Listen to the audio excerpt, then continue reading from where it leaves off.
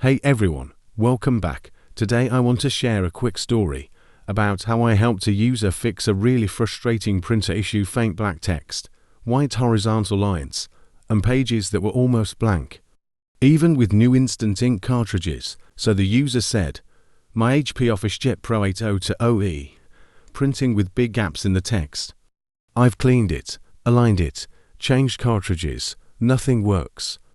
And honestly, that's usually the point where people give up. But I told them, don't worry, let's walk through this step by step. I started with something simple but powerful. I said, first, we're going to do a full power reset, not just turning it off. I guided them.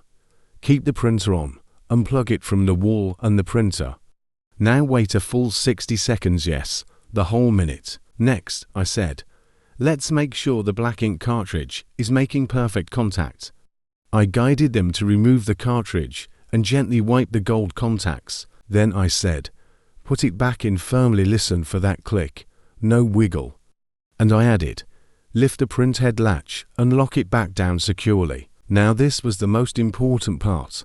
I told them, we're going to clean the printhead again, but after the reset and reseat. This step reprimed the ink system and restored proper ink flow. Right after the cleaning, I said, print a test page immediately.